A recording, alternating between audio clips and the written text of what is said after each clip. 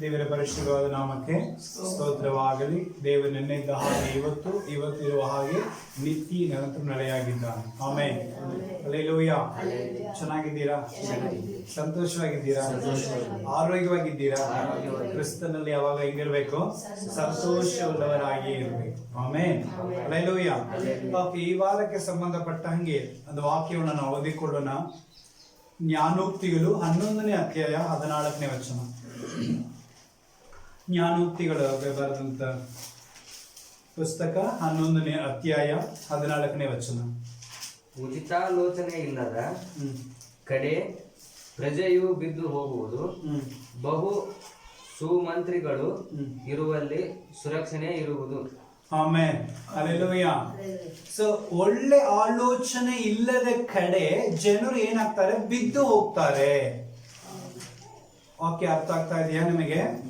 ಒಳ್ಳೆ ಆಲೋಚನೆ ಯಾರ ಹತ್ರ ಇಲ್ವೋ ಅಲ್ಲಿ ಜನರು ಏನಾಗ್ತಾರೆ? ಬಿದ್ದು ಹೋಗ್ತಾರೆ. ಆಮೇಲೆ 2ನೇ ಪಾಯಿಂಟ್ ಹೇಳ್ತಾ ಇದೆ, ಬಹು ಆಲೋಚನೆಯಿಂದ ನಮಗೆ ಸುಖ ಉಂಟು. ಬಹು ಆಲೋಚನೆಯಿಂದ ನಮಗೆ ಏನುಂಟು? ಸುಖ ಉಂಟು. ಇಂಗ್ಲಿಷ್ ನಲ್ಲಿ ಓದಿಕೊಳ್ಳೋಣ.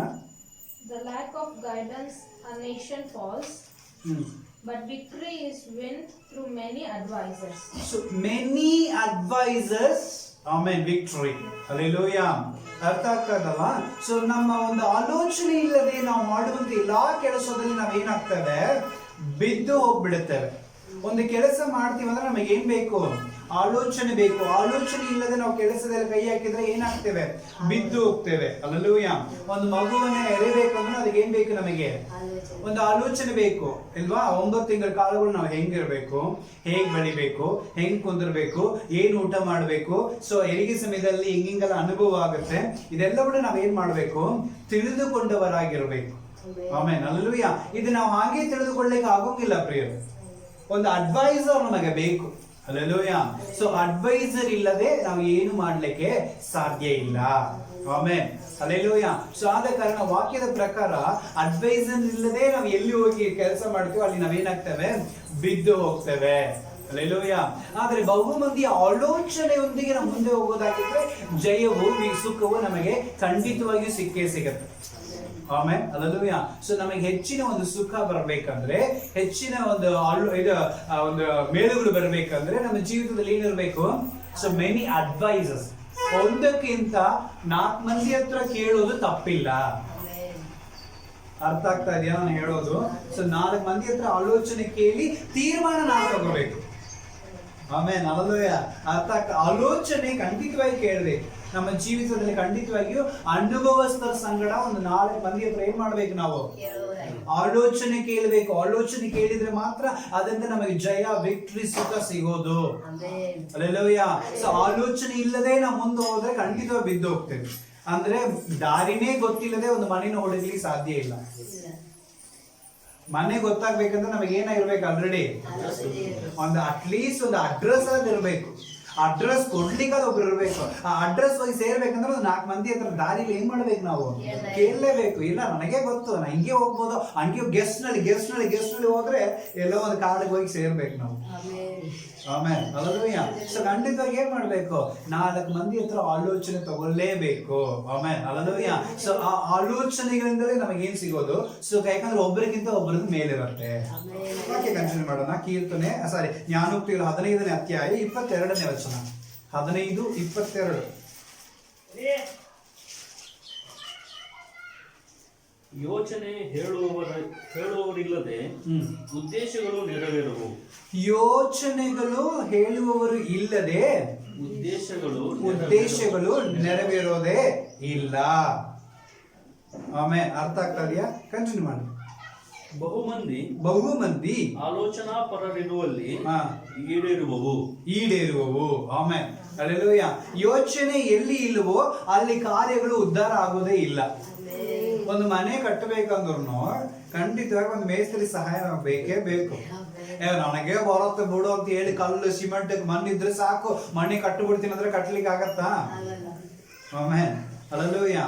ಒಂದು ವೇಳೆ ಈ ರೂಮ್ ಇಲ್ಲಿ ಬರ್ಬೋದು, ಆ ರೂಮ್ ಅಲ್ಲಿ ಬರ್ಬೋದು ಅಂತ ಹೇಳ್ಬೋದು ಹೊರತು ಕಟ್ಲಿಗೆ ಒಂದು ಒಳ್ಳೆ ಮೇಸ್ತ್ರಿನೇ ಬೇಕು ಅಂತ ಕಟ್ಟೋದೆಲ್ಲ ನೋಡಿರ್ತೀವಿ, ಎಲ್ಲ ಮಾಡಿರ್ತೀವಿ. ನಾವೇ ಕಟ್ಲಿಕ್ಕೆ ಬರುತ್ತಾ?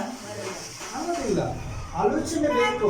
ಆಲ್ರೆಡಿ ಅನುಭವಿಸ್ತಾರೆ. ಆಲೋಚನೆ ಇಲ್ಲದೆ ನಮ್ಮ ಕಾರ್ಯಗಳು ಸಫಲಗೊಳ್ಳೋದೇ ಇಲ್ಲ. ಬಹು ಮಂದಿ ಆಲೋಚನೆಯಿಂದಲೇ ಎಲ್ಲವೂ ಈಡೇರುವುದು. ಯೋಚನೆ ಮಾಡೋಣ. ಜ್ಞಾನೋಕ್ತಿ 24ನೇ ಅಧ್ಯಾಯ 6ನೇ ವಚನ. 24ನೇ ಅಧ್ಯಾಯ 6ನೇ ವಚನ. ಮಂತ್ರಾಲೋಚನೆಯಿಂದ ಯುದ್ಧವನ್ನು ನಡೆಸು, ಬಹು ಸುಮಂತ್ರಿಗಳು ಇರುವಲ್ಲಿ ಸುರಕ್ಷಣೆ ಇರುವುದು.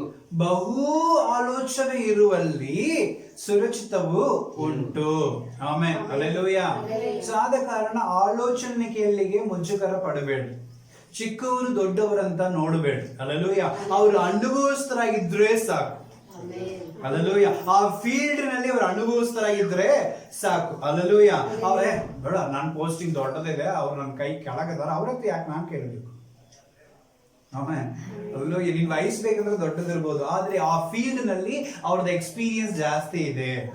ಹಲ್ಲೆಲೂಯಾ. ಹಾಗಾಗಿ ಅವ್ರ ಹತ್ರ ಆಲೋಚನೆ ಕೇಳೋದು ಏನಿಲ್ಲ, ತಪ್ಪಿಲ್ಲ. ಹಲ್ಲೆಲೂಯಾ. ಇನ್ನು ಕೆಲವೊಬ್ಬರಿಗೆಲ್ಲ ಏನಿದೆ, ದೊಡ್ಡ ಸೇವಕರು, ವಯಸ್ಸಾದ ಸೇವಕರೇ ಬಂದು ಪ್ರಾರ್ಥನೆ ಮಾಡಬೇಕು, ಚಿಕ್ಕ ಸೇವಕರು ಪ್ರಾರ್ಥನೆ ಮಾಡಿದ್ರು ಇಷ್ಟ ಇಲ್ಲ, ಚಿಕ್ಕ ಸಭೆಗೆ ಹೋಗ್ಲಿಕ್ಕೆ ಇಷ್ಟ ಇಲ್ಲ, ದೊಡ್ಡ ಸಭೆ, ದೊಡ್ಡ ಬಿಲ್ಡಿಂಗ್, ದೊಡ್ಡ ಫಾದರೇ ಬರಬೇಕು, ಅವ್ರು ಮಾತ್ರ ಚಲೋ ಮಾಡ್ತಾರೆ. ಇದೆಲ್ಲ ಹಲ್ಲೆಲೂಯಾ. ಹಲ್ಲೆಲೂಯಾ. ಅವ್ರ ವಯಸ್ಸಿನಲ್ಲಿ ಯಾರು ಏನ್ ಮಾಡಬಾರ್ದು, ಅವ್ರ ಅನುಭವನ ಇದು ಮಾಡಬಾರ್ದು. ಆಮೇಲೆ ಹಲ್ಲೆಲೂಯಾ. ವಯಸ್ಸು ಚಿಕ್ಕದಾಗಿರ್ಬೋದು, ದೊಡ್ಡದಾಗಿರ್ಬೇಕು, ಆದ್ರೆ ಅವ್ರ ಅನುಭವ, ಅವ್ರು ಹಾದು ಬಂದಂತ ಮಾರ್ಗ, ಅವ್ರು ದಾಟಿ ಬಂದಂತ ರೀತಿ, ಅದನ್ನ ನೋಡಿಯೇ ನಾವ್ ಏನ್ ಮಾಡ್ಬೇಕು, ಅವ್ರ ಹತ್ರ ಆಲೋಚನೆ ಕೇಳಬೇಕು. ಗೊತ್ತಿಲ್ಲದವ್ರ ಹತ್ರ ಹೋಗಿ ನಾವೇನ್ ಮಾಡಬಾರ್ದು. ಹಲ್ಲೆಲೂಯಾ. ಅದ್ರಲ್ಲಿ ಅರ್ಥ ಆಗ್ತಾ ಇದಲ್ಲ. ಸೊ ಫೀಲ್ಡ್ ನಲ್ಲಿ ಇದ್ದವರಿಗೆ ಮಾತ್ರ ಗೊತ್ತಾಗೋದು. ಪರಿಸ್ಥಿತಿ ಗೊತ್ತಾಗ್ಬೇಕಂದ್ರೆ ಫೀಲ್ಡ್ಗೆ ನಾವು ಹೋಗ್ಬೇಕು, ಅಂದ್ರೆ ಮಾತ್ರ ಅದ್ರದ್ದು ಸಿಚುವೇಶನ್ ಏನಂದ್ರೆ ನಮ್ಗೆ ಗೊತ್ತಾಗುತ್ತೆ. ಮನೇಲೇ ಇಲ್ಲ. ಉದಾಹರಣೆಗೆ ಈಗ ನಾವು ನಮ್ಮ ಅಧಿಕಾರಿಗಳನ್ನ ಸಮಟೈಮ್ಸ್ ಹೊಗಳ್ತೀವಿ, ಸಮಟೈಮ್ಸ್ ಹೊಗಳ್ತೀವಿ. ಕರೆಕ್ಟಾ? ತಪ್ಪೇನಿಲ್ಲ ತಾನೆ? ಸಮಟೈಮ್ಸ್ ಏನ್ ಮಾಡ್ತೀವಿ, ತುಂಬಾ ಹೊಗಳ್ತೀವಿ. ಪರವಾಗಿಲ್ಲ, ಅವ್ರು ಬಂದಾಗಿಂದ ಇದು ರೋಡ್ ಚೆನ್ನಾಗೈತಿ, ಅದು ಚೆನ್ನಾಗೈತಿ, ಇದು ಚೆನ್ನಾಗೈತಿ, ಅದು ಚೆನ್ನಾಗೈತಿ ಅಂತ ಹೇಳ್ತೀವಿ. ಸಮಟೈಮ್ಸ್ ಏನ್ ಮಾಡ್ತೀವಿ, ಮರ ಬಂದ್ರೆ ಮಾಡ್ತಾನಂತ ಮಾಡಿದ್ವಿ, ಆದ್ರೆ ಏನು ಮಾಡ್ಲಿಲ್ಲಲ್ಲ, ಇದು ಮಾಡಿಲ್ಲ, ಅದು ಮಾಡಿಲ್ಲ, ಅದೇ ಇತ್ತು ಅಂತಂದ್ರೆ ಎಂತ ಮಾಡ್ತೀವಿ. ಸಮಟೈಮ್ಸ್ ಏನ್ ಮಾಡ್ತೀವಿ, ಬೈತಾ ಇರ್ತೀವಿ. ಹಲ್ಲೆಲೂಯಾ. ಕರೆಕ್ಟ್ ಅಲ್ಲ? ಸೊ ಯಾಕಂದ್ರೆ ಇಲ್ಲಿ ಕುತ್ಕೊಂಡಿರೋರಿಗೆ ಗೊತ್ತಾಗೋಗಿಲ್ಲ ಅಲ್ಲಿ ಏನ್ ನಡೀತಾವ, ಅರ್ಥ ಆಗ್ತದಲ್ಲ. ಯಾಕಂದ್ರೆ ನಮ್ ವಿಚಾರಗಳಲ್ಲೇ ಸರಿಯಾಗ್ಬೇಕಷ್ಟೇ, ಆದ್ರೆ ಅವ್ರ ಕಡೆ ಇರುವಂತ ಸಮಸ್ಯೆಗಳು, ಅವ್ರ ಕಡೆ ಇರುವಂತ ಪ್ರಾಬ್ಲಮ್ಸ್ಗಳು, ಅವ್ರ ಕಡೆ ಇರುವಂತ ಯೋಚನೆಗಳು ನಮಗೆ ಗೊತ್ತಾಗೋಂಗಿಲ್ಲ. ನಾವು ಮೇಲೆ ಮೇಲೆ ಮೇಲೆ ನೋಡಿ ನಾವು ಡಿಸಿಷನ್ ಅಂದ್ರೆ ಇದು ತಗೊಳ್ತೀವಿ. ಆದ್ರೆ ಯಾವಾಗಲೂ ಹೆಂಗಿರ್ಬೇಕು, ಬಹುಮಂದಿ ಹತ್ರ ಆಲೋಚನೆ ಕೇಳಿ ನಾವು ಮುಂದೆ ಹೋಗೋದಾಗಿದ್ರೆ ನಮ್ಮ ಕಾರ್ಯವು ಏನಾಗತ್ತೆ, ಸಿದ್ಧಿಗೊಳ್ಳುತ್ತೆ. ವಾಕ್ಯ ಓದಿಕೊಳ್ಳೋಣ. ಅದೇ ಜ್ಞಾನೋಕ್ತಿ 13ನೇ ಅಧ್ಯಾಯ 10ನೇ ವಚನ.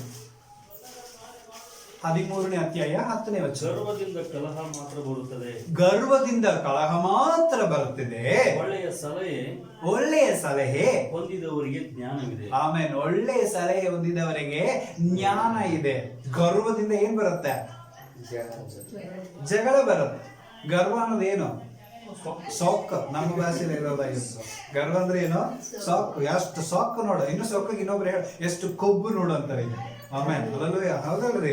ಸೊ ಈಗ ಈ ರೀತಿ ಅನೇಕ ಮಾತುಗಳು ಇದೆ ಅದಕ್ಕೆ. ಹಲ್ಲೆಲೂಯಾ. ಸೊಕ್ಕು, ಕೊಬ್ಬು, ಗರ್ವ, ಅಗಂ, ಇದೆಲ್ಲ ಆ ಲಿಸ್ಟಿಗೆ ಬಂದು ಬಿಡುತ್ತೆ. ಹಲ್ಲೆಲೂಯಾ. ಅದರಿಂದ ನಮಗೆ ಏನ್ ಬರುತ್ತ್ರಿ, ಜಗಳ ಅಥವಾ ಕಲಹ. ಹಲ್ಲೆಲೂಯಾ. ಗರ್ವ ಇದ್ದ ಕಡೆ ಕಲಹ ಬಂದೇ ಬರುತ್ತೆ. ಹಲ್ಲೆಲೂಯಾ. ಆದರೆ ಸಲಹೆ ಇದ್ದ ಕಡೆ ಜ್ಞಾನ ಬರುತ್ತೆ. ಹಲ್ಲೆಲೂಯಾ. ಅರ್ಥ ಆಗ್ತಾ ಇದಲ್ಲ? ಆದ ಕಾರಣ ಸಲಹೆ ಕೊಡೋರ ಹತ್ರ ಹೋಗಿ ನಾವು ಆಲೋಚನೆ ಕೇಳಬೇಕು. ನಮಗೆ ಹಿತವನ್ನ ಬಯಸೋ ಹತ್ರ ಹೋಗಿ ಆಲೋಚನೆ ಕೊಡಬೇಕು. ಯಾವಾಗಲೂ ಮಾತಾಡಕ್ ಹೋಗುವಾಗ ಅವ್ರದೇ ಮರಿತಾ ಇರ್ತಾರ, ಅವ್ರ ಹತ್ರ ಹೋಗಿ ಕೇಳೋ ಉಪಯೋಗನೇ ಇಲ್ಲ. Amen hallelujah. ಸೊ ಕೇಳಬೇಕಂದ್ರೆ ನಮ್ಮ ಪರವನಲ್ಲಿ ನಿಂತುಕೊಂಡು ನಮಗೆ ತಕ್ಕ ಆಲೋಚನೆ ಕೊಡ್ತಾರೆ ನೋಡ್ರಿ, ಅದು ಸಲಹೆ. Amen hallelujah. ಸೊ ಅಂತ ಸಲಹೆಗಳನ್ನು ನಾವು ತಗೊಂಡ್ರೆ ನಮಗೆ ಜ್ಞಾನ ಸಿಗುತ್ತೆ. ಸಲಹೆ ಅನ್ನೋದು ಯಾರ ಹತ್ರ ಬೇಕಂದ್ರೆ ತಗೋಬಹುದು, ಅನುಭವಿಸ್ತಾರ ಹತ್ರ. ಹಲ್ಲೆಲೂಯಾ. ಸೊ ತಗೊಳ್ಳೋದು ತಪ್ಪಂತ್ರು ಏನು ಇಲ್ಲವೇ ಇಲ್ಲ. ಆದ ಕಾರಣ ಅದನ್ನು ತಗೊಳ್ಳುವಾಗ ನಮಗೆ ಜ್ಞಾನ ಬರುತ್ತೆ. ಹಲ್ಲೆಲೂಯಾ. ಅರ್ಥ ಆಗ್ತಾ ಇದಲ್ಲ? ಸೊ ಪಾಸ್ಟರ್ ಹತ್ರ ಹೋಗಿ ಒಂಚೂರು ವಾಕ್ಯ ಕೇಳಿದ್ರೆ ಸ್ವಲ್ಪ ವಾಕ್ಯದಿಂದ ಬುದ್ಧಿ ಬರುತ್ತೆ, ಜ್ಞಾನ ಬರುತ್ತೆ. ನಾನು ಒಬ್ಬಂಗೆ ಇಲ್ಲ, ನನಗೆ ಎಲ್ಲ ಬರುತ್ತೆ.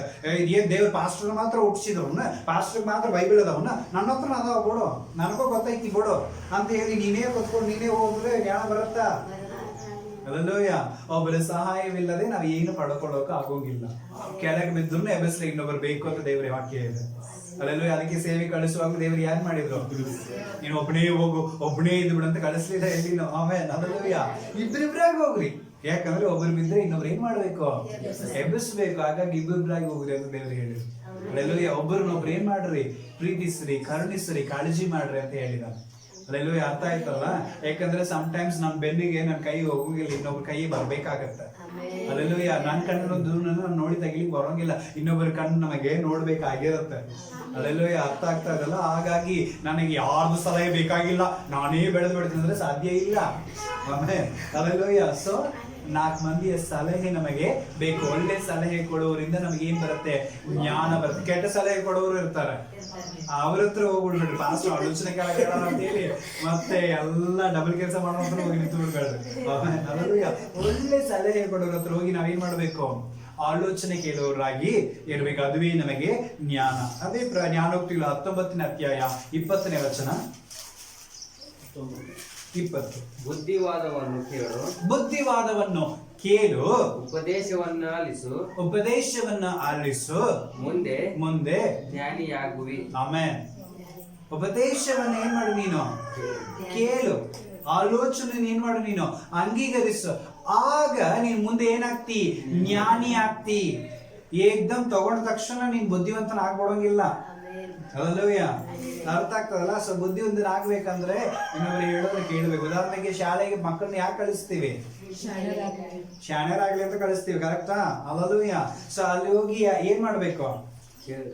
ಒಂದು ಕಾಲದಲ್ಲಿ ಶಾಲೆಯಲ್ಲಿ ನಮ್ಮ ತಂದೆ ತಾಯಿಗಳು ಹೋಗಿ ಟೀಚರ್ ಹತ್ರ, ಹೆಡ್ ಮಾಸ್ಟರ್ ಹತ್ರ ಬಿಟ್ಟು ಬರ್ತಿದ್ರು. ಎಂತದ ತಗೊಳ್ರಿ, ಏನಾದ್ರು ಮಾಡ್ರಿ,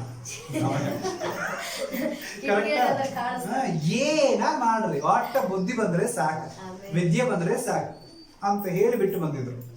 ಹಲ್ಲೆಲೂಯಾ. ಆದ್ರೆ ಈಗ ಹಂಗಿಲ್ಲ. ಈಗ ಬಂದು ನನ್ನ ಮಕ್ಕಳ ಮೇಲೆ ಕೈ ಹಾಕೋಂಗಿಲ್ಲ, ನನ್ನ ಮಕ್ಕಳನ್ನ ಹೊಡೆಯೋಂಗಿಲ್ಲ, ಆದ್ರೆ ಅವ್ರ ಪಾಠ ಅಷ್ಟೇ ಕಳಿಸ್ಬೇಕು ಅಂತ ಹೇಳಿ ಬರ್ತಾರ. ಕಲಿತಾವ? ಪ್ರೀತಿ ಮಾಡಿ ಪಾಠ ಕಳಿಸಿದ್ರೆ ಕಲಿತಾವ ಅದು? ಹಲ್ಲೆಲೂಯಾ. ನಮ್ದು ಸಮ್ಟೈಮ್ಸ್ ಬೆತ್ತ ಹಿಡಿಯದ ಪಿತ ಮಗನಿಗೆ ಶತ್ರು ಅಂತ ದೇವ್ರ ವಾಕ್ಯ ಇದೆ. ಬೆತ್ತ ಹಿಡಿಬೇಕು ದೇವ್ರ ವಾಕ್ಯ ಹೇಳ್ತಾ ಇದೆ. ಹಲ್ಲೆಲೂಯಾ. ಆದ್ರೆ ಈಗ ಏನಾಗ್ತಾರಮ್ಮ? ನನ್ನ ಮಕ್ಕಳನ್ನ ಹೊಡಿಬೇಡ್ರಿ, ನನ್ನ ಮಕ್ಕಳು ನಾವೇ ಹೊಡಿಯೋಂಗಿಲ್ಲ, ನೀವೇ ನೋಡಿತೀರಿ ಅಂತಾರೆ. ಅದಕ್ಕೆ ನಮ್ಮ ಕಾಲದಲ್ಲಿ ನಮ್ಮ ಹೆಡ್ ಮಾಸ್ಟರ್ ಇದ್ರು, ಅವ್ರೇನ್ ಮಾಡ್ತಿದ್ರು? ತಂದೆ ತಾಯಿಗಳನ್ನ ಕಳಿಸ್ಬಿಡ್ತಿದ್ರು. ಮಕ್ಕಳು ಯಾಕಂದ್ರೆ ಪೀರಿಯಡ್ ಎಲ್ಲ ಕಟ್ ಮಾಡ್ಕೊಂಡು ಹೊರಗೆ ಕಾಂಪೌಂಡ್ ಜಿಗದಲ್ಲಿ ಹೋಗಿರ್ತಾರೆ. ಆದ್ರೆ ನಮ್ಮ ಹೆಡ್ ಮಾಸ್ಟರ್ ಅಯ್ಯೋ ವಿಚಿತ್ರ, ಅವ್ರು ಏನ್ ಮಾಡ್ತಿದ್ರು? ಪ್ರೇಯರ್ ಮುಗಿದ ತಕ್ಷಣ ಸ್ಕೂಟಿ ಒಂದಿತ್ತು ಅವ್ರ ಹತ್ರ, ತಗೊಂಡು ರೌಂಡ್ಸ್ ಹೋಗೋರು. ಅವ್ರು ಸ್ಕೂಲ್ ಬಿಟ್ಟು ಔಟ್ ಆಫ್ ರೌಂಡ್ಸ್ ಹೋಗೋರು. ಅವ್ರು ಸ್ಕೂಲ್ ಯೂನಿಫಾರ್ಮ್ ನಲ್ಲಿ ಯಾವ ಸಿಕ್ಕಿದ್ರು ಹಂಗೆ ಎಳ್ಕೊಂಡು ಬರ್ತಿದ್ರು ಸ್ಕೂಲ್. ಹಂಗೆ ಹೆಡ್ ಮಾಸ್ಟರ್ ರೂಮ್ ಮುಂದೆ ಬಂದು ಮೊಳಕಾಲ್ ಹಾಕ್ಬಿಡ್ತಿದ್ರು. ಅದು 5-6 ಮಂದಿನ ಒಂದೇ ಟೈಮಲ್ಲಿ ಹಿಡ್ಕೊಂಡ್ ಬರೋರು. ಅವರು ಗಾಡಿನ ಅಲ್ಲೇ ಬಿಟ್ಟು ಅಲ್ಲಿಂದ ರೋಡ್ ಮೇಲೆ ಎಳ್ಕೊಂಡು ಬಂದು ಮೊಣಕಾಲ್ ಹಾಕ್ಸಿ ಆಮೇಲೆ ಹೋಗಿ ಸ್ಕೂಟಿ ತರೋರು. ಅವರು ಆಮೇಲೆ ಫೋನ್ ಮಾಡೋರು ಪೇರೆಂಟ್ಸ್ಗಳಿಗೆ, ಅಥವಾ ಮನೆಗೆ ಕಳಿಸ್ಕೊಡೋರು, ಕರ್ಕೊಂಡ್ಬರ್ರಿ ಅವ್ರಿಗೆ. ಅವ್ರು ಕರ್ಕೊಂಡ್ ಬರ್ತಿದ್ರು. ಕರ್ಕೊಂಡ್ ಬಂದ ಮೇಲೆ ನೋಡ್ರಪ್ಪ, ನೀವು ಮಕ್ಕಳು ಶಾಲೆಗೆ ಹೋಗ್ಯಾರ ಅಂತ ಹೇಳಿ ಕಳಿಸಿರ್ತೀವಿ. ನಾವು ಇಲ್ಲೆಲ್ಲ ಇರ್ತೀವಿ, ನಮಗೆ 1-2 ಮಕ್ಕಳಲ್ಲ, ಇಲ್ಲಿ 1000 ಮಕ್ಕಳು ಇರ್ತಾವ. ಮತ್ತೆ ಒಬ್ಬೊಬ್ಬರು ನೋಡ್ಕೊಳಕ್ ಆಗೋಂಗಿಲ್ಲ ನಮ್ ಕೆಪಾಸಿಟಿ. ಆದ್ರೆ ಇವರು ಇಂಥ ಮಕ್ಕಳು ಶಾಲೆ ಕಟ್ ಮಾಡ್ಕೊಂಡು ಹೊರಗಡೆ ಇರ್ತಾರೆ. ಮತ್ತೆ ನಾವೇನ್ ಮಾಡೋದು? ಮತ್ತೆ ನಾವು ಹೊಡೆದ್ರೆ, ನಾವು ಹೊರಗೆ ಹೊಡೆದ್ರು ಸರಿ ಆಗೋಂಗಿಲ್ಲ. ಅದಕ್ಕೆ ನಿಮ್ ಮಕ್ಕಳು ನೀವ್ ಏನ್ ಮಾಡ್ತಾರೋ ನೋಡ್ರಿ ಅಂತ ಹೇಳಿ ಸ್ಟಿಕ್ ಏನ್ ಮಾಡ್ಬಿಡ್ತಿದ್ರು ಪೇರೆಂಟ್ಸ್ ಕೈಯಾಗ. ಅಂದ್ರೆ ಎತ್ತವ್ರ ಕೈಯಾಗ ಕೊಟ್ಟು ನೋಡೋರು. ಅವ್ರಿಗೆ ಆಲ್ರೆಡಿ ಟೆನ್ಷನ್ ಇರ್ತದೆ, ಕೆಲಸ ಬಿಟ್ಟು ಬಂದೀನಿ, ಇದಾಗಿತ್ತಿ ಅಂತ ಹೇಳಿ. ಹಂಗಾಗಿ ಇದೆಲ್ಲ ಸಿಟ್ಟು ಏನ್ ಮಾಡ್ಬಿಡೋದು? ಮಕ್ಕಳನ್ನ ಹಾಕ ಹೊಡಿಯೋದು. ಇಂಥ ಮಕ್ಕಳ ಅಂತ ಮಕ್ಕಳ ಅಂತ ಹೇಳಿ. ಹಲ್ಲೆಲೂಯಾ. ಎಲ್ಲಿ ಹೋಗಿ ಇಂಥ ಹೊಟ್ಟೆಲಿ ಎದೆ ಬಂದ್ರು ವಿದ್ಯೆ ಕಳೀರಿ ಅಂತ ಹೇಳಿ ಕಳಿಸೋದು, ಇಂಥ ಮಾಡ್ತಾರೆ ಅಂತ ಹೇಳಿ ಹಾಕ ಹೊಡಿಯೋರು. ಆಮೇಲೆ ಇದು ಒಳ್ಳೆ ಆಲೋಚನೆ, ಇದು ಒಳ್ಳೆ ಸಲಹೆ. ಅವ್ರು ಹೊಡೆದ್ರೆ ಕೇಳ್ತಿದ್ರು. ಆದ್ರೆ ಎತ್ತವ್ರು ಹೊಡೆದ್ರೆ ಕೇಳಕ್ ಯಾರಿಲ್ಲ, ಕೇಳೋರು ಅವರೇ ಅಲ್ಲ, ಕೇಳೋಕ್ ಯಾರು ಬರಲ್ಲ. ಇದು ಒಳ್ಳೆ ಆಲೋಚನೆ. ಆಮೇಲೆ ಅಲ್ಲೇ ಬುದ್ಧಿ ಬರ್ಬೇಕಂದ್ರೆ ಒಂದು ಒಳ್ಳೆ ಉಪದೇಶಗಳನ್ನ ಕೇಳಬೇಕು, ಒಂದು ನಾಲ್ಕು ಸಲಹೆಗಳನ್ನ ಕೇಳಬೇಕು. ಅಂದ್ರೆ ನಮಗೆ ಏನ್ ಮಾಡೋದು, ಮುಂದೆ ಬುದ್ಧಿ ಬರುವುದು ದೇವರು ವಾಕ್ಯ ಇದೆ. ಆಮೇಲೆ ಅದರ ಯೋಚನೆ ಮಾಡೋಣ. ಅದೇ ಜ್ಞಾನೋಕ್ತಿ 12ನೇ ಅಧ್ಯಾಯ 15ನೇ ವಚನ. 12ನೇ ಅಧ್ಯಾಯ 15ನೇ ವಚನ. ಮೂರ್ಖನ ನಡತೆ ಅವನ ಗಣನೆಗೆ ಸರಿ, ಜ್ಞಾನಿಯು ಉಚಿತಾಲೋಚನೆಯನ್ನು ಗಮನಿಸುವನು. ಅಲ್ಲೆಲ್ಲೂಯ. ಅರ್ಥ ಆಗ್ತಾ ಇದಲ್ಲ? ಜ್ಞಾನಿಯು, ಮೂರ್ಖನು ಅವನ ನಡೀತಾ ಇರೋದು ಸರಿ, ನಾ ಹೋಗೋದು ಸರಿ, ನಾ ಮಾಡೋದು ಸರಿ ಅಂತಾನೆ. ಆದ್ರೆ ಜ್ಞಾನಿಯು, ಬುದ್ಧಿವಂತನು ಏನ್ ಮಾಡ್ತಾನ್ರಿ, ಉಚಿತಾಲೋಚನೆಗಳನ್ನ ಕೇಳ್ತಾನೆ. ಆಮೇಲೆ ಅರ್ಥ ಆಗ್ತಾ ಇದಲ್ಲ? ಉಚಿತ ಆಲೋಚನೆ ಏನ್ ಮಾಡ್ತಾನೆ ಅವನು, ಕೇಳುವಂತವನಾಗಿರ್ತಾನೆ. ಅಲ್ಲೆಲ್ಲೂಯ. ಸೊ ಫ್ರೀ ಆಗಿ ಒಂದು ಅಡ್ವೈಸ್ ಸಿಗತ್ತೆ ಅಂದ್ರೆ ಕೇಳ್ಕೊಡ್ರಿ, ಅದು ಒಳ್ಳೇದು. ಯಾಕಂದ್ರೆ ಈ ಲೋಕದಲ್ಲಿ ಫ್ರೀ ಆಗಿ ಸಿಗೋದು ಅಡ್ವೈಸ್ ಮಾತ್ರ. ಆಮೇಲೆ ಅಲ್ಲೆಲ್ಲೂಯ. ಬೇರೆ ಏನು ಅವ್ರು ಏನ್ ಮಾಡೋಗಿಲ್ಲ, ಫ್ರೀ ಆಗಿ ಕೊಡೋಗಿಲ್ಲ. ಬೇರೆ ಏನೋ ಆದಾಯ ಇಟ್ಕೊಂಡೇ ಕೊಟ್ಟಿರ್ತಾರೆ. ನಮಗೆ ಫ್ರೀ ಆಗಿ ಸಿಗೋದು ಏನದು, ಅಡ್ವೈಸ್ ಮಾತ್ರ. ಹಾಗಾಗಿ ಆ ಉಚಿತ ಆಲೋಚನೆಗಳನ್ನ ಕೇಳುವವನು ಜ್ಞಾನಿ ಆಗ್ತಾನೆ, ಅಥವಾ ಜ್ಞಾನಿ ಮಾತ್ರ ಉಚಿತ ಆಲೋಚನೆಗಳನ್ನ ಹೊಂದಿಕೊಳ್ಳುತ್ತಾನೆ. ಅಲ್ಲೆಲ್ಲೂಯ. ಯಾಕಂದ್ರೆ ಕೆಲವೊಬ್ಬರಿಗೆ ಅಡ್ವೈಸ್ ಕೇಳೋದ್ರೆ ಆಗೋದೇ ಇಲ್ಲ, ಇನ್ನೊಬ್ರು ಅಡ್ವೈಸ್ ಕೇಳ್ಬೇಕಂದ್ರೆ ಆಗೋದೇ ಇಲ್ಲ. ನೀವು ಅಡ್ವೈಸ್ ಕೇಳ್ರಿ, ತಪ್ಪೇನಿಲ್ಲ. ಆದ್ರೆ ಅಡ್ವೈಸ್ ನೋಡೋರು ಎಂತವ್ರು ಎಂಬುದ ವಿಚಾರ ಮಾಡಕ್ ಹೋಗ್ಬೇಡಿ. ಅಲ್ಲೆಲ್ಲೂಯ. ನೀನೇ ಗಟ್ಟಿಗಿಲ್ಲ, ನೀನೇ ಸರಿ ಇಲ್ಲ, ನೀನೇ ಅದೆಲ್ಲ ಬಿಟ್ಟು ಬಿಡ್ರಿ. ಅವ್ನು ಮಾಡಿದ ಆತ ಸರಿಯಾಗಿದ್ಯಾ, ನನಗೆ ಯೋಗ್ಯವಾಗಿದ್ಯಾ, ನನಗೆ ಅಳವಡಿಸಿದ ಅಷ್ಟು ಮಾತ್ರ ತಗೊಳ್ರಿ ಸಾಕು. ಅವಳನ್ನ ಯಾಕೆ ತಗೊಳ್ತೀರಿ? ಆಮೇಲೆ ಈ ಲೋಕದಲ್ಲೆಲ್ಲ ಹೆಂಗಾಗತ್ತಂದ್ರೆ ಉಪದೇಶ ಮಾಡುವವನನ್ನ ನೋಡ್ತಾರ, ಆಮೇಲೆ ಉಪದೇಶ ಕೇಳ್ತಾರ. ಅರ್ಥ ಆಗ್ತಾ ಇದೆಯಾ? ಉಪದೇಶ ಮಾಡಿದವ ಎಂತ ಉಪದೇಶ ಮಾಡಿದ ಅಂತ ಕೇಳಕ್ ಹೋಗಂಗಿಲ್ಲ. ಅಲ್ಲೆಲ್ಲೂಯ. ಶಕ್ತಿ ಪಾಸ್ಟರ್ ಎಲ್ಲೋ ಮನೆಯಲ್ಲಿ ಪ್ರೇಯರ್ ನಡ್ಸಕತ್ತಾರ, ಅವ್ರ ಮಾತನ್ನ ಏನ್ ಕೇಳಬೇಕು, ಅವ್ರಿಗೆ ಅಂತ ಮಾತಾಡ್ತಾರ ಗೊತ್ತೈತಿ. ಅಲ್ಲೆಲ್ಲೂಯ. ಬೆಂಗಳೂರಿಂದ ದೊಡ್ಡ ಮಾಸ್ಟರ್ ಬಂದಿದ್ದಾರಂತೆ, ಅವ್ರು ಯೂಟ್ಯೂಬ್ ನಲ್ಲಿ ನೋಡಿನಿ, ಟಿವಿಯಲ್ಲಿ ನೋಡಿನಿ, ಅವ್ರ ಚರ್ಚ್ ನಲ್ಲಿ 2 ಲಕ್ಷ ಜನ ಬರ್ತಾರಂತೆ. ಅವ್ರ ಮಾತು ಕೇಳಬೇಕು. ಆಮೇಲೆ ನಂದು ಅಭಿಪ್ರಾಯಗಳು ಹೆಂಗಿರುತ್ತೆ, ಉಪದೇಶ ಮಾಡೋ ಎಂತವ, ಅವನದು ಬ್ಯಾಕ್ ಗ್ರೌಂಡ್ ಎಂತದ್ದಿದೆ ಅದನ್ನು ನೋಡಿ ಉಪದೇಶ ಕೇಳುತ್ತೀವಿ. ಅಲ್ಲೆಲ್ಲ ಅದ ಜ್ಞಾನಿ ಹಂಗಿಲ್ಲ, ಎಂತ ಒಂದಾಗಿರಲಿ, ಒಟ್ಟ ಆಡಿದ ಮಾತು ಚೆನ್ನಾಗಿದ್ಯಾ, ಉಪದೇಶ ಚೆನ್ನಾಗಿದ್ಯಾ, ಆ ಉಪದೇಶಕ್ಕೆ ಕಿವಿ ಕೊಡುವವನೇ ಜ್ಞಾನಿ ಆಗ್ತಾನೆ. ಆಮೇಲೆ ಅಲ್ಲೆಲ್ಲೂಯ. ಕಂಚಿನ ಮಾಡಿಕೊಳ್ಳೋಣ. ಜ್ಞಾನೋಕ್ತಿಗಳು 20ನೇ ಅಧ್ಯಾಯ 18ನೇ ವಚನ. ಉದ್ದೇಶಗಳು ಮಂತ್ರಾಲೋಚನೆಯಿಂದ ನೆರವೇರುವವು, ಮಂತ್ರಾಲೋಚನೆಯಿಂದಲೇ ಯುದ್ಧವನ್ನು ನಡೆಸು. ಅಲ್ಲೆಲ್ಲೂಯ. ಅರ್ಥ ಆಯ್ತಲ್ಲ? ಸೊ ಮಂತ್ರಾಲೋಚನೆಯಿಂದಲೇ ನಿನ್ನ ಉದ್ದೇಶಗಳು ಏನಾಗುವುದು, ನೆರವೇರುವುದು. ಮಂತ್ರಾಲೋಚನೆಗಳಿಂದಲೇ ಯುದ್ಧವನ್ನು ನಾವು ಗೆಲ್ಲಲಿಕ್ಕೆ ಸಾಧ್ಯ. ಒಂದು ಯುದ್ಧಕ್ಕೆ ಹೋಗ್ತೀವಂದ್ರೆ ಅಂದ್ರೆ ಬೇಗುಗಾರನ್ ಅಂತೀವಿ, ಕನ್ನಡದಲ್ಲಿ ಗೊತ್ತಿಲ್ಲ, ಸುದ್ದಿ ಕೊಡುವ ಸ್ಪೈಗೆ ಏನಂತೀರಿ? ಸ್ಪೈ. ಸುದ್ದಿ ಕೊಡೋನಿಗೆ ಏನಂತೀರಿ? ಗೂಢಚಾರಿ. ಗೂಢಚಾರಿಯ ಒಂದು ಆಲೋಚನೆ ಇಲ್ಲ, ನಾವು ಯುದ್ಧಕ್ಕೆ ಹೋಗ್ಲಿಕ್ಕೆ ಆಗೋಂಗಿಲ್ಲ. ಅವನ ಆಲೋಚನೆ ತಗೊಂಡೇನೆ ಹೋಗ್ಬೇಕು. ಯಾಕಂದ್ರೆ ಅವನಿಗೆ ಮಾತ್ರ ಗೊತ್ತಿದೆ ಯಾರು ಯಾ ಕಡೆ ಹೆಂಗ್ ಎಷ್ಟು ಲೆಕ್ಕದಲ್ಲಿ ಎಷ್ಟು ಮಂದಿಯಿಂದ ಬರ್ತಾ ಇದ್ದಾರೆ. ಅಲ್ಲೆಲ್ಲೂಯ್ಯ. ಅವನಿಗೆ ನಾ ಕೆಲಸ ಕೊಡ್ತೀನಿ, ಅವನೇನು ಹೇಳೋದು ನಾವೇನು ಕೇಳೋದು. ಒಂದು ವೇಳೆ ರಾಜ ಕುಂತು ಬಿಟ್ರೆ ಇವ್ರು ಯುದ್ಧದಲ್ಲಿ ಸೋತು ಹೋಗ್ತಾರೆ. ಅಲ್ಲೆಲ್ಲೂಯ್ಯ. ಯುದ್ಧಕ್ಕೆ ಹೋಗ್ಬೇಕಂದ್ರೂ ಮಂತ್ರಾಲೋಚನೆಗಳು ಬೇಕು ನಮಗೆ. ಅಲ್ಲೆಲ್ಲೂಯ್ಯ. ನಮ್ಮ ವೈರಿ ಜೊತೆ ಹೋರಾಡ್ಲಿಕ್ಕೆ ಹೋಗ್ತಾ ಇದೀವಿ ಅಂದ್ರೆ ಒಂದು ವೀಕ್ನೆಸ್ ಏನಂತ 4 ಮಂದಿ ಹತ್ರ ತಿಳಿದುಕೊಂಡು ಮುಂದೆ ಹೋಗ್ಬೇಕು. ಅಲ್ಲೆಲ್ಲೂಯ್ಯ. ಈಗ ನಾವು ಕ್ರಿಕೆಟ್, ಫುಟ್ಬಾಲ್, ವಾಲಿಬಾಲ್, ಅದು ಇದು ಎಲ್ಲ ಗೇಮ್ಸ್ ಆಡ್ತಾ ಇರ್ತೀವಿ. ಅದ್ರೆಲ್ಲದರಲ್ಲಿ ಕೆಲವೊಬ್ರು ಏನ್ ಮಾಡ್ತಾರೆ, ಅವ್ರದ್ದು ವೀಕ್ನೆಸ್ ಗೊತ್ತಿದ್ದೇ ಆರಿಸ್ತಾರೆ. ಉದಾಹರಣೆ ಕ್ರಿಕೆಟ್ ನಮಗೆಲ್ಲ ಗೊತ್ತೈತಿ. ಲೆಫ್ಟ್ ಸೈಡ್ ಬ್ಯಾಟ್ಸ್ಮನ್ ಆಗಿದ್ರೆ ಅವನ ಎಂತ ಬಾಲ್ ಹಾಕಿದ್ರೆ ಅವ್ನ ಎಂತ ವಿಕೆಟ್ ಬರುತ್ತೆ, ಅವ್ನಿಗೆ ಎಂತ ಬೌಲರ್ ಬೇಕು ಅಂತ ಹೇಳಿ ಟೀಮ್ ನಲ್ಲಿ ಏನ್ ಮಾಡ್ತಾರೆ, ಅವರು ಡಿಸ್ಕಷನ್ ಮಾಡ್ಕೊಂಡು ಇವ ಬರುವಾಗ ನೀನ್ ಬೌಲಿಂಗ್ ಮಾಡು, ಅವ ಬರುವಾಗ ಅವ ಬೌಲಿಂಗ್ ಹಾಕಿ. ಆಮೇಲೆ ಅಲ್ಲೂಯ್ಯ. ಈ ಬಾಳಿಗೆ ಅವ ಹಿಂಗ್ ವಿಕೆಟ್ ಹಾಕ್ತಾನೆ, ಅಥವಾ ಇವನು ಈ ಕಡೆನೆ ಹೊಡಿತಾನೆ. ಸೊ ಫೀಲ್ಡಿಂಗ್ ನಲ್ಲಿ ಈ ಕಡೆನೆ ನಿಂತರು 11 ಮಂದಿ ನಿಂತ್ಕೊಂಡು ಏನ್ ಮಾಡ್ತಾರೆ ಅಲ್ಲಿ ಡಿಸ್ಕಷನ್ಸ್, ಆಲೋಚನೆ.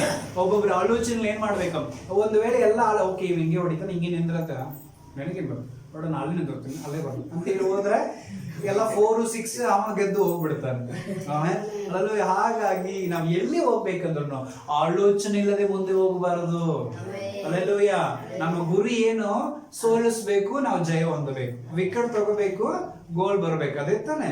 ಅಲ್ಲೆಲೂಯ. ಅದಕ್ಕೆ ಆಲೋಚನೆ ಇಲ್ಲದೆ ಹೋದ್ರೆ ಬರುತ್ತಾ? ಸಾಧ್ಯ. ನಾನು ಕ್ರಿಕೆಟ್ ಅಂತೂ ಸುಟ್ಟು ಹಾಕಿದ್ರು ಬರೋಂಗಿಲ್ಲ, ಕ್ಯಾಚ್ ಹಿಡಿಲಿಕ್ಕೆ ಬರೋದೇ ಇಲ್ಲ ನನಗೆ. ಆಮೇಲೆ ಅಲ್ಲೆಲೂಯ. ನಮ್ಮ ಕಾಲೇಜ್ನಲ್ಲಿ ಇದ್ದಾಗ ಸುಮ್ಮನೆ ಮಧ್ಯಾಹ್ನ ಟೈಮ್ನಲ್ಲಿ ಊಟ ಮಾಡಿದ ಮೇಲೆ ಕ್ರಿಕೆಟ್ಗೆ ಅಟ್ಲೀಸ್ಟ್ ಅಬ್ಸ್ಟ್ಯೂಟ್ ಆಗಿ ಕೂಡ ನಾವು ಹೋಗೋಂಗಿಲ್ಲ, ಅದೆಲ್ಲ ನೋಡೋಕ್ಕೂ ಹೋಗೋಂಗಿಲ್ಲ. ಆದ್ರೂ ಬಲವಂತವಾಗಿ ನಾನು ಏನ್ ಮಾಡ್ಬಿಟ್ರು, ಕರ್ಕೊಂಡು ಹೋಗ್ಬಿಟ್ರು. ಯಪ್ಪ ನನಗೆ ಇಂಟ್ರೆಸ್ಟ್ ಇಲ್ಲ, ಬಿಟ್ಟು ಬಿಡ್ರ ಮಾರಾಯ ಅಂದ್ರೂ ಕೇಳಿಲ್ಲ. ಬಾರೋ ಒಬ್ಬ ಕಡಿಮೆ ಆಗಿದ್ದಾನೆ, ಅಲ್ಲಿ ಹೋಗಿ ನಿಂತು ಬಿಡಂತೆ. ಮತ್ತೆ ಯಾವಾಗ ಕಳೀತಿ, ಹೆಂಗ್ ಕಳೀತಿ ಅಂತ ಎಲ್ಲ ಹೇಳಿದ್ರು. ಹೋದೆ, ನಾನು ಹೋಗಿ ನಿಂತೆ. ನನಗಂತೂ ಒಟ್ಟ ಇಂಟ್ರೆಸ್ಟೇ ಇಲ್ಲ, ಆದ್ರೂ ಹೋಗಿ ಮಾಡಿದೆ. ಇಲ್ಲಿ ನಿಂದ್ರು ಅಂದ್ರೂ ನಿಂತೆ. ಅವ ನೋಡಿದ್ರೆ ನನ್ನ ಕಡೆನೇ ಬಾಲ್ ಹೊಡಿತಾನೆ. ಯಾಕಂದ್ರೆ ನಾನು ಹೆಂಗೂ ಬಾಲ್ ಹಿಡಿಯೋಗಿಲ್ಲ, ಓಡೋದು ಇಲ್ಲ, ತಗೊಳೋದು ಇಲ್ಲ. ಹಾಗಾಗಿ ಗೊತ್ತಾಗ್ಬಿಟ್ಟಿದೆ. ಹಾಗಾಗಿ ಅವ್ರು ಏನ್ ಮಾಡ್ತಾರೆ, ನೀನಿರೋ ಗೇಮ್ ನಲ್ಲಿ ಇರೋ ಮತ್ತೆ ಬೇಕಾದ್ರೆ ನಾನು ಕರ್ಕೊಳ್ಳೋದು, ಅಲ್ಲಿ ನಿಲ್ಲಿಸ್ಬಿಡೋದು. ಅವ ಏನ್ ಮಾಡೋದು, ನನ್ನ ಕಡೆ ಏನ್ ಮಾಡೋದು, ಬಾಲ್ ಹೊಡಿಯೋದು. ಬಾಲ್ ಬರ್ತಾ ಇದೆ, ನೋಡ್ತಾ ಇದ್ದೀನಿ, ಬಂದು ಹಿಂಗೆ ಬೀಳುತ್ತೆ, ಹಿಂಗೆ ನೋಡ್ತೀನಿ ನಾನು. ಅರ್ಥ ಆಯ್ತಲ್ಲ? ಸೊ ಯಾಕಂದ್ರೆ ಇಂಟ್ರೆಸ್ಟ್ ಇಲ್ಲ, ನಾನು ಕರ್ಕೊಂಡು ಹೋಗಿ ನಾನು ಎಂತ ಮಾಡಿದ್ರು ಪ್ರಯೋಜನ ಇಲ್ಲ. ಅಲ್ಲೂಯ. ಹಾಗಾಗಿ ಅವ್ರಿಗೆಲ್ಲ ಗೊತ್ತಾಗ್ಬಿಟ್ಟಿರುತ್ತೆ ವೀಕ್ನೆಸ್.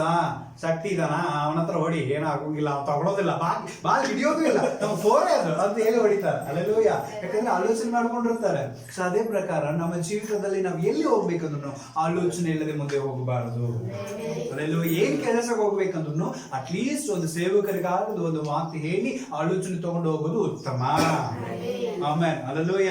ಅರ್ಥ ಆಯ್ತಲ್ಲ? ಆಮೇಲೆ ಏನ್ ಮಾಡ್ತಾರೆ ಕೆಲವರು, ಹಿಂಗ ಹೋಗಿನ್ರಿ, ಹಿಂಗ ಆಗ್ಬಿಡ್ತೀರಿ, ಪ್ರೇಯರ್ ಮಾಡ್ರಿ ಅಂತ ಹೋದ್ಮೇಲೆ ಪ್ರೇಯರ್ ಮಾಡಿಸ್ಕೊಳ್ತಾರೆ. ಆಮೇಲೆ ಹೋಗೋದು ಮುಂಚೆನೆ ಒಂಚೂರು ಪ್ರಾರ್ಥನೆ ಮಾಡ್ಕೊಂಡು ಹೋದ್ರೆ ಅಂತ ಸ್ಥಿತಿಯಿಂದ ದೇವರು ಏನ್ ಮಾಡಬಹುದು, ದೂರ ಮಾಡೋದು. ಆಲೋಚನೆ ಕರ್ತ ನಮ್ಮ ದೇವರು. ಆಮೇಲೆ ಅದಲ್ಲೂ ಅದಕ್ಕೆ ವಾಕ್ಯ ಹೇಳ್ತಾ ಇದೆ, ಜ್ಞಾನೋಕ್ತಿಗಳು 20ನೇ ಅಧ್ಯಾಯದಲ್ಲಿ 18ನೇ ವಚನ. ಪ್ರತಿಯೊಂದು ಉದ್ದೇಶವು ಆಲೋಚನೆಯಿಂದ ಸಫಲವಾಗುತ್ತದೆ. ಪ್ರತಿಯೊಂದು ಉದ್ದೇಶಕ್ಕೂ ಏನ್ ಬೇಕ್ರಿ, ಆಲೋಚನೆ ಬೇಕೇ ಬೇಕು. ಆಲೋಚನೆ ಇಲ್ಲದೆ ಏನು ನಡೆಯೋಕೆ ಸಾಧ್ಯನೇ ಇಲ್ಲ. ಅದಕ್ಕೆ ದೇವರ ವಾಕ್ಯ ಹೇಳ್ತಾ ಇದೆ, ಕೀರ್ತನೆ 32ನೇ ಅಧ್ಯಾಯದಲ್ಲಿ 8ನೇ ವಚನ. ಕೀರ್ತನೆ 32:8.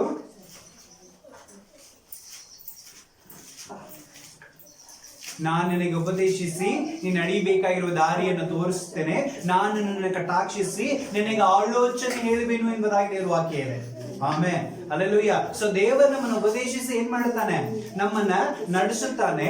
ಆತನು ಏನ್ ಮಾಡ್ತಾನೆ, ನನ್ನನ್ನು ಕಟಾಕ್ಷಿಸಿ ಉಪದೇಶ ಮಾಡ್ತಾನಂತ. ಆಮೇಲೆ ಅದರಲ್ಲಿ ಅರ್ಥ ಆಗ್ತಾ ಇದಲ್ಲ.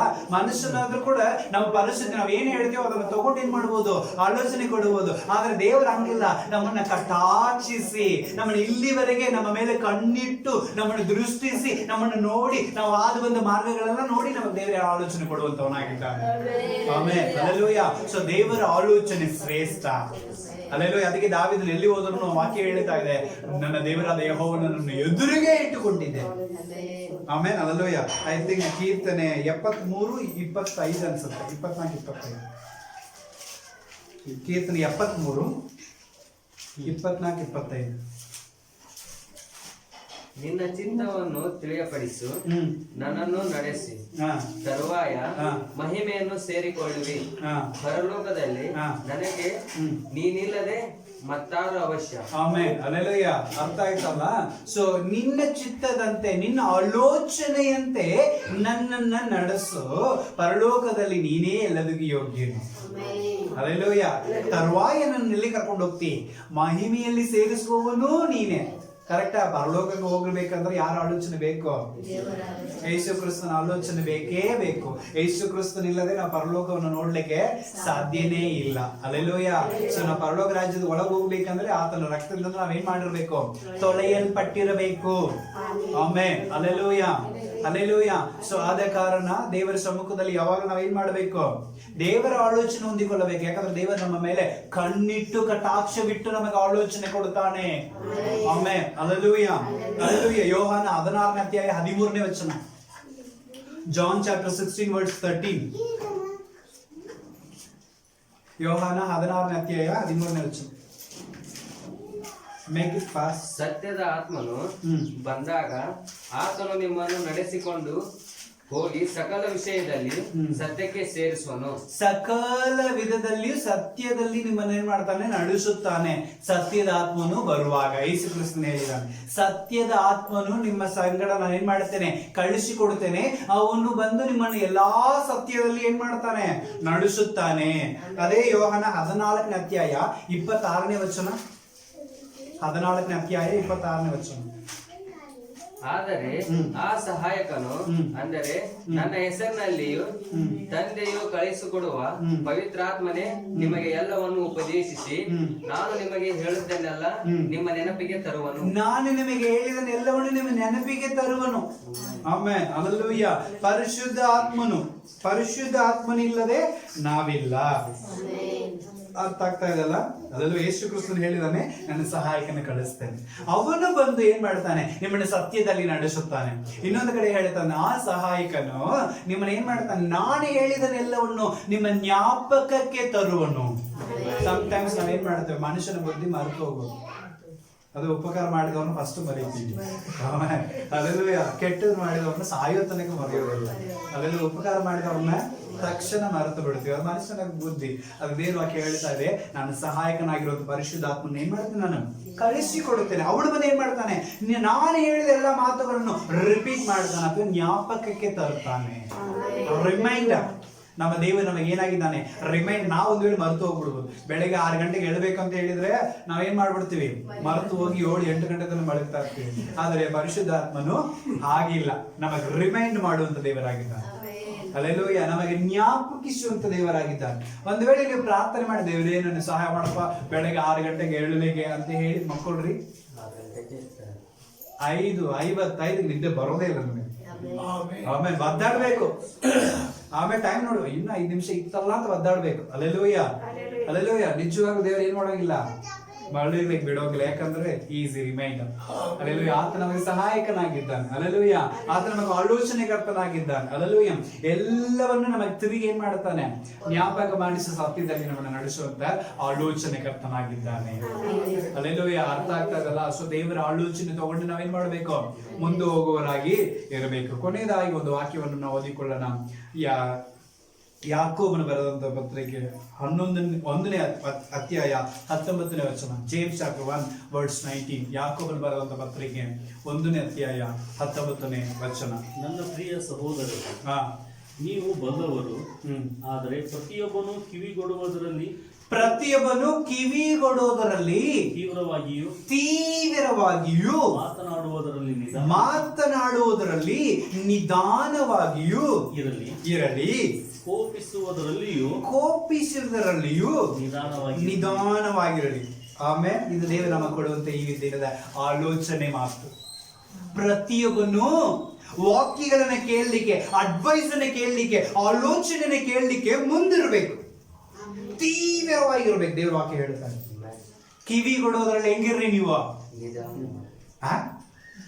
ಕಿವಿ ಕೊಡೋದ್ರಲ್ಲಿ ಹೆಂಗಿರ್ರಿ ನೀವು? ತೀವ್ರವಾಗಿರ್ರಿ.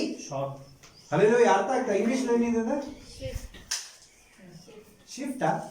Shift means fast. ಎದಕ್ಕೆ fast? Hearing. Quick to listen. ಅಲ್ಲೆಲ್ಲೋ ಕ್ವಿಕ್ ಅಂತಾರಲ್ಲ. ಕ್ವಿಕ್ ಅಂದ್ರೆ ಏನದು?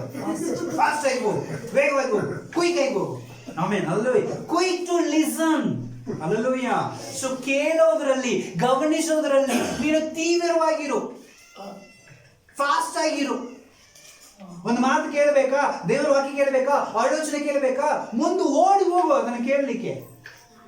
ಆದರೆ ಮಾತಾಡಲಿಕ್ಕೆ ನಿಧಾನವಾಗಿ ಮಾತಾಡು, ಆಲೋಚಿಸಿ ಮಾತಾಡು, ಸಮಯ ತಗೊಂಡು ಮಾತನಾಡು. ಅರ್ಥ ಆಗ್ತಾ ಇದಲ್ಲ? ಪಟ್ ಅಂತ ಮಾತಾಡ್ಬೇಡ. ಯಾಕಂದ್ರೆ ಚಲ್ಲಿದ ನೀರು ಮತ್ತೆ ತಗೊಳಕ್ ಬರೋಂಗಿಲ್ಲ. ಆಮೇನ್, ಹಲ್ಲೆಲೂಯಾ. ಹಂಗಾಗಿ ಮಾತಾಡುವಾಗ ನಾವೇನ್ ಮಾಡ್ಬೇಕು? ನಿಧಾನವಾಗಿ ಮಾತಾಡ್ಬೇಕು. ನಾನು ಮಾತಾಡೋದು ಸರಿಯಾಗಿದೆಯಾ ಅನ್ನೋ ಆಲೋಚನೆ ಮಾಡಿ ಮಾತಾಡ್ಬೇಕು. ಪಟ್. ಯಾಕಂದ್ರೆ ಜಗಳಕ್ಕೆ ಕಾರಣ ನಮ್ಮ ಮಾತು. ಜಗಳಕ್ಕೆ ಕಾರಣ ಏನ್ರಿ? ಹಲ್ಲೆಲೂಯಾ. ಪಟ್ ಅಂತ ಮಾತಾಡ್ತಿರಲ್ಲ, ಆ ಮಾತು ಅವ್ರಿಗೆ ಅಲಗನಟ್ಟಿದಕ್ಕೆ ಚಕ್ಕನ ಹೋಗಿ ಬೀಳತ್ತಾನೆ. ಹಲ್ಲೆಲೂಯಾ. ಆಮೇಲೆ ಈ 1000 ಸಾರಿ ಹೇಳಿದ್ರು ಆ ಮಾತಂದ್ರೆ ಹೋಗಂಗಿಲ್ಲ. ಆ ಮಾತು ಹಂಗೆ ಇರುತ್ತೆ, ಸುತ್ತಲೂ ಸಾರಿ ಕುಂದಿರುತ್ತೆ. ಅದೆಲ್ಲ ಕಾಪಾಡ್ಕೊಂಡಿರುತ್ತೆ ಆ ಮಾತನ್ನ. ಅರ್ಥ ಆಯ್ತಲ್ಲ? ಸೊ ದಯವಿಟ್ಟು ಮಾತಾಡುವಾಗ ಸ್ವಲ್ಪ ಏನ್ ಮಾಡ್ರಿ, ಒಬ್ರು ಮಾತಾಡ್ತಾ ಇದಾರೆ ಕೇಳ್ರಿ. ಅವ್ರು ಏನ್ ಮಾತಾಡ್ತಾರೆ, ಎಂತ ಪರಿಸ್ಥಿತಿಯಲ್ಲಿ ಮಾತಾಡ್ತಾರೆ, ಎಷ್ಟು ಮಾತಾಡ್ತಾರೆ, ಎಲ್ಲ ಕೇಳಿ ಗ್ರಹಿಸ್ಕೊಳ್ರಿ. ಆಮೇಲೆ ನಿಧಾನವಾಗಿ ಮಾತಾಡಿ. ಆಮೇಲೆ ಕೋಪ ಮಾಡಿಕೊಳ್ಳೋದು, ನಿಧಾನವಾಗಿ ಕೋಪ ಮಾಡಿಕೊಳ್ಳೋದು. ಅಲ್ಲೆಲ್ಲ ಅರ್ಥ ಆಗ್ತಾ ಇರಲ್ಲ? ಯಾಕಂದ್ರೆ ಮಾತಾಡಿದ ತಕ್ಷಣ ಕೋಪ ತುದಿಗೆ ಬಂದು ನಿಂತು ಬಿಡುತ್ತೆ ನಮಗೆ. ಕೆಲವೊಬ್ಬರಿಗೆ ಹಾಗೆ ಎಲ್ಲಿರುತ್ತೆ ಕೋಪ, ತುದಿಯಲ್ಲಿ ಇರುತ್ತೆ. ಅಲ್ಲೂಯ್ಯ, ಹೆಂಗಂದ್ರೆ ಕಾಯ್ತಾ ಇರೋ ತರ ಈ ಮಾತು ಅವ್ರಿಗೆ ಹೇಳ್ಬೇಕಾಗಿತ್ತು, ಅದು ಹೇಳಿದ ತಕ್ಷಣ ಮುಂದೆ ಬಂದು ಬಿಡೋದು. ಅಲ್ಲೂಯ್ಯ. ಸೊ ದೇವರ ಮಕ್ಕಳು ವಾಕ್ಯದ ಪ್ರಕಾರ ಕೋಪ ಮಾಡಿಕೊಳ್ಳೋದು ನಿಧಾನವಾಗಿ ಮಾಡ್ಕೋಬೇಕು, ಮಾತಾಡೋದಕ್ಕೂ ನಿಧಾನವಾಗಿರ್ಬೇಕು. ಆದರೆ ಕೇಳೋದಕ್ಕೆ ಮಾತ್ರ, ಕಿವಿಗೊಡೋದಕ್ಕೆ ಮಾತ್ರ ನಾವೇನ್ ಮಾಡ್ಬೇಕು, ಗಮನಿಸೋದಕ್ಕೆ ಮಾತ್ರ ಮುಂದಿರಬೇಕು, ತೀವ್ರವಾಗಿರಬೇಕು. ಅಂದ್ರೆ ಫಾಸ್ಟ್ ಆಗಿರ್ಬೇಕು, ಕ್ವಿಕ್ ಆಗಿರ್ಬೇಕು. ಅಲ್ಲೆಲ್ಲವೇ ಅರ್ಥ ಆಯ್ತಲ್ಲ? ಸೊ ಇನ್ನು ಮುಂದೆ ಒಬ್ಬರ ಆಲೋಚನೆ ಕೇಳ್ಬೇಕಾ, ಹೋಗ್ರಿ ಕೇಳ್ರಿ. ಅದು ಆಲೋಚನೆ ಕೇಳೋದ್ರಲ್ಲಿ ತೀವ್ರವಾಗಿರ್ಲಿ, ಮಾತನ್ನ ಕೇಳಲಿಕ್ಕೆ ತೀವ್ರವಾಗಿರ್ಲಿ. ಅಲ್ಲೆಲ್ಲವೇ. ಆದರೆ ನೀವು ಮಾತಾಡುವಾಗ ನಿಧಾನವಾಗಿ ಮಾತಾಡಿ. ಅಲ್ಲೆಲ್ಲವೇ ಅರ್ಥ ಆಯ್ತಲ್ಲ? ಸೊ ಇದುವೇ ದೇವರು ನಮಗೆ ಕೊಡುವಂತ ಆಲೋಚನೆ ಮಾತುಗಳಾಗಿದೆ. ಅಲ್ಲೆಲ್ಲವೇ. ಸೊ ನಾನು ನನ್ನ ತರಪಿಂದ ಕೇಳುವ ಆಲೋಚನೆ ಮಾತುಗಳನ್ನ ಒಂದು 12 ಪಾಯಿಂಟ್ಗಳನ್ನ ನಾನು ಬರೆದಿದ್ದೀನಿ. ನಾನು ಬೇಗ ನಾನು ಹೇಳ್ತೀನಿ. ಇದನ್ನ ಏನ್ ಮಾಡ್ರಿ, ನಿಮ್ಮ ಜೀವಿತದಲ್ಲಿ ಅಳವಡಿಸು. ಅಲ್ಲೆಲ್ಲೋ. ಯಾಕಂದ್ರೆ ಉಚಿತ ಮಾತುಗಳು ಯಾರು ಬೇಕಾದ್ರೂ ಕೇಳಬಹುದು. ಅಲ್ಲೆಲ್ಲೋ ಫ್ರೀ ಅಡ್ವೈಸ್ ತಾನೆ. ಅಲ್ಲೆಲ್ಲೋ ನೀವು ಕೇಳ್ಬೋದು. ನೀವು ಯೋಗ್ಯ ಅನಿಸಿದ್ರೆ ಫಾಲೋ ಮಾಡಿ, ಅನಿಸಿದ್ರೆ ಇಲ್ಲ, ಸೇವಕರು ಹೇಳಿದ್ರೆ ಫಾಲೋ ಮಾಡಲೇಬೇಕು. ಕರೆಕ್ಟ್ ಅಲ್ಲ? ಸೊ ಈ ಮಾತುಗಳನ್ನ ಏನ್ ಮಾಡ್ರಿ, ಫಾಲೋ ಮಾಡ್ರಿ. ಖಂಡಿತವಾಗಿಯೂ ಈ ಅಡ್ವೈಸ್ಗಳು, ಈ ಒಂದು ಆಲೋಚನೆ ನಿಮ್ಗೆ ಒಳ್ಳೇದಾಗಿ ಆಗುತ್ತೆ. ಆಮೇಲೆ ಅಲ್ಲೂ ಒಂದನೇದು, ಒಬ್ರಿಗೆ ನೀವು ಕಾಲ್ ಮಾಡ್ತಾ ಇದ್ದೀರಂದ್ರೆ 2 ಟೈಮ್ ಮೇಲೆ ಕಾಲ್ ಮಾಡಕ್ ಹೋಗ್ಬೇಕು. ಫಸ್ಟ್ ಒಂದು ಫುಲ್ ರಿಂಗ್ ಹೋಗ್ಲಿ ಕಾಲ್ ಮಾಡಿ, 2ನೇದು ಫುಲ್ ರಿಂಗ್ ಹೋಗ್ಲಿ ಕಾಲ್ ಮಾಡಿ, 3ನೇ ಸಲ ಮತ್ತೆ ಟ್ರೈ ಮಾಡಕ್ ಹೋಗ್ಬೇಡ್ರಿ. ಯಾಕಂದ್ರೆ ಅವ್ರು ಏನ್ ಮಾಡಕ್ ಆಗೋದಿಲ್ಲ, ರಿಸೀವ್ ಮಾಡ್ಲಿಕ್ಕೆ ಆಗದೇ ಇರುವಂತ ಪರಿಸ್ಥಿತಿನಲ್ಲಿ ಇರ್ಬೋದು, ಅಥವಾ ತುಂಬಾ ಯಾವ್ದೋ ಒಂದು ಬ್ಯುಸಿಯಲ್ಲಿ ಇರ್ಬೋದು. 2 ಸಲ ಕಾಲ್ ಹೋಗಿದ್ರೆ ಖಂಡಿತವಾಗಿ ಬೇಕಾಗಿದ್ರೆ ಅವ್ರು ಮತ್ತೆ ಏನ್ ಮಾಡ್ತಾರೆ, ನಮಗೆ ವಾಪಸ್ ಕಾಲ್ ಮಾಡ್ತಾರೆ. ಇದು ಒಂದು ಮ್ಯಾನಸ್. ಅರ್ಥ ಆಯ್ತಲ್ಲ? ಸೊ 2 ಟೈಮ್ಸ್ ಮೇಲೆ ಏನ್ ಮಾಡ್ಬೇಡ್ರಿ, ಕಾಲ್ ಮಾಡ್ಬೇಡ್ರಿ. ಈ 2ನೇದು, ಯಾರಾದ್ರೂ ಫ್ರೆಂಡ್ಸ್ಗಳು, ರಿಲೇಟಿವ್ಸ್ಗಳು ಯಾರಾದ್ರೂ ನಿಮ್ಮನ್ನ ಕೊಲೀಗ್ಸ್ ನಿಮ್ಮನ್ನ ಊಟಕ್ಕೆ ಬರ್ರಿ ಅಂತ ಒಂದು ಹೋಟೆಲ್ಗೆಲ್ಲ ಕರ್ಕೊಂಡು ಹೋಗಿದ್ರೆ, ಅಲ್ಲಿ ಹೋಗಿ ಮೆನು ಕಾರ್ಡ್ ನಲ್ಲಿ ಇರುವಂತ ಯಾವುದೇ ಕಾಸ್ಟ್ಲಿ ಆಗಿರುವಂತ ಐಟಮ್ಸ್ ಏನ್ ಮಾಡ್ಬೇಡ್ರಿ, ನೀವು ಚೂಸ್ ಮಾಡ್ಬೇಡ್ರಿ. ಯಾರು ನಿಮ್ಮನ್ನ ಕರೆದಿದ್ರು ಅವ್ರಿಗೆ ಏನ್ ಮಾಡ್ರಿ, ಚಾಯ್ಸ್ ನಿಮ್ದೇ ಆಗಿರ್ಲಿ. ನೀವ್ ಏನ್ ಆಯ್ಕೆ ಮಾಡ್ತಿರೋ ನೀವೇ ಮಾಡ್ರಿ. ಯಾಕಂದ್ರೆ ಅವ್ರ ಹತ್ರ ಎಷ್ಟು ರೊಕ್ಕ ಇದೆ, ಅವ್ರು ಎಷ್ಟು ಪರಿಸ್ಥಿತಿಯಲ್ಲಿ ಇದ್ದಾರೆ ಅಂತ ಅವ್ರಿಗೆ ಗೊತ್ತಿರುತ್ತೆ. ಹಾಗಾಗಿ ಇಂಥ ಟೈಮ್ ನಲ್ಲಿ ಕರೆಯುವಾಗ ನೀವೇನ್ ಮಾಡ್ರಿ, ಚಾಯ್ಸ್ ನ ಅವ್ರ ಹತ್ರ ಕೊಡ್ರಿ. ನೀವು ದಯವಿಟ್ಟು ನೀವೇನ್ ಮಾಡ್ಬೇಡ್ರಿ, ಮೆನು ಕಾರ್ಡ್ ನ ತಗೊಂಡು ನಿಮಗೆ ಇಷ್ಟವಾದದನ್ನ ಅಲ್ಲಿ ಏನ್ ಮಾಡ್ಬೇಡ್ರಿ, ಆಯ್ಕೆ ಮಾಡಕ್ಕೆ ಹೋಗ್ಬೇಡ್ರಿ.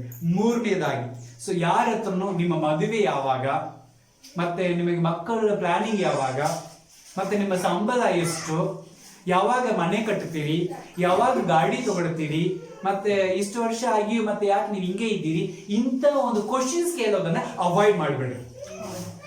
ಆಮೇಲೆ ಇಂಥ ಕ್ವಶನ್ಸ್ ಕೇಳೋದನ್ನ ಏನ್ ಮಾಡ್ರಿ, ನೀವು ಅವಾಯ್ಡ್ ಮಾಡ್ರಿ. ಇದು ನಿಮಗೆ ನೆಸೆಸರಿ ಅಲ್ಲ. ಇದನ್ನ ನೀವು ಕೇಳಿ ಏನ್ ನೀವು ಉದ್ಧಾರ ಆಗೋಂಗಿಲ್ಲ. ಹಾಗಾಗಿ ಈ ಒಂದು ಕ್ವಶನ್ಸ್ ಗಳನ್ನ ಏನ್ ಮಾಡ್ರಿ, ನೀವು ಅವಾಯ್ಡ್ ಮಾಡ್ಬಿಡ್ರಿ. 4ನೇದಾಗಿ, ಒಬ್ಬರ ಹತ್ರ ನೀವು ಸಾಲ ಕೊಡ್ತೀರಂದ್ರೆ ಅದನ್ನೇನ್ ಮಾಡ್ರಿ, ಕ್ಲಿಯರ್ ಆಗಿ ಕೇಳ್ಕೊಂಡು ಕೊಡ್ರಿ. ಯಪ್ಪ ಇದು ವಾಪಸ್ ನನಗೆ ಬರತ್ತ ತಾನೆ, ನೀವು ನನಗೆ ಕೊಡ್ತೀರಿ ತಾನೆ, ಎಷ್ಟು ದಿನದಲ್ಲಿ ಕೊಡ್ತೀರಿ, ಯಾವ ಟೈಮ್ನಲ್ಲಿ ಕೊಡ್ತೀರಿ, ಇದು ನಾನು ದೊಡ್ಡ ರೊಕ್ಕ. ಹಂಗಾಗಿ ಏನ್ ಮಾಡ್ರಿ, ಕ್ಲಿಯರ್ ಆಗಿ ಮಾತಾಡ್ಕೊಂಡು ನೀವೇನ್ ಮಾಡ್ರಿ, ಸಾಲ ಕೊಡ್ರಿ. ಯಾಕಂದ್ರೆ ಈ ರೊಕ್ಕ ಕೊಟ್ಟು ಬಿಟ್ಟು ಆಮೇಲೆ ಒದ್ದಾಡ್ರಿ. ಯಾಕಂದ್ರೆ ನನ್ನ ಜೀವಿತದಲ್ಲಿ ಜಾಸ್ತಿ ಆಗಿದೆ. ಹಂಗಾಗಿ ಕೊಟ್ಟಿದ ಮೇಲೆ ಏನ್ ಮಾಡ್ಬೇಡ್ರಿ, ಒದ್ದಾಡ್ಬೇಡ್ರಿ. ಯಾಕಂದ್ರೆ ತಗೊಳ್ಳುವಾಗ ಕಷ್ಟ ಪರಿಸ್ಥಿತಿ ನೋಡಿ ಕೊಟ್ಟಿರ್ತೀವಿ, ಆದ್ರೆ ತಗೊಳ್ಳೋದು ತುಂಬಾ ಕಷ್ಟ ಆಗತ್ತೆ. ನಮ್ ಕಷ್ಟಕ್ಕೆ ಮತ್ತೆ ಹೋಗಿ ಅವ್ರ ಹತ್ರ ನಿಂದಿರ್ಬೇಕು.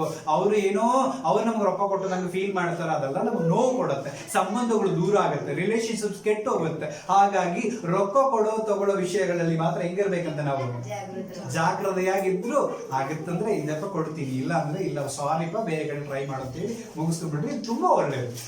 ಆಮೇಲೆ 5ನೇದಾಗಿ ಶಾರಿಂಗ್.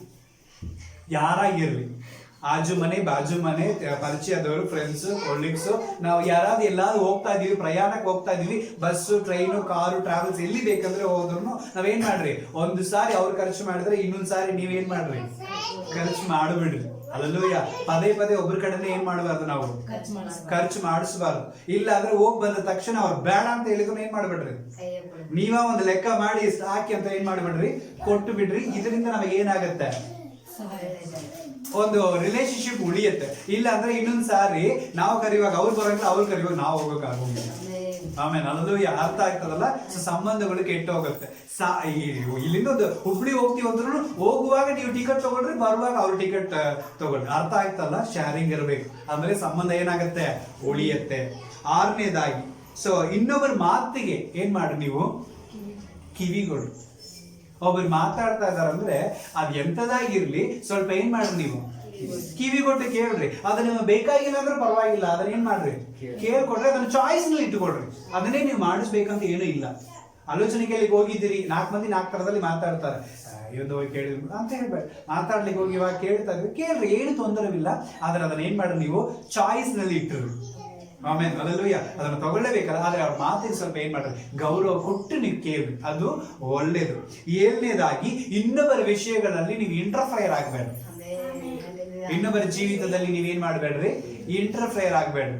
ಅಂದ್ರೆ ಅವ್ರ ಪರಿಸ್ಥಿತಿ ಏನಿದೆಯೋ ಗೊತ್ತಿಲ್ಲ, ನೀವು ಹೋಗಿದ್ರೆ ಮತ್ತೆ ನಿಮಗೆ ಏನಾಗುತ್ತೆ, ತೊಂದರೆವಾಗುತ್ತೆ.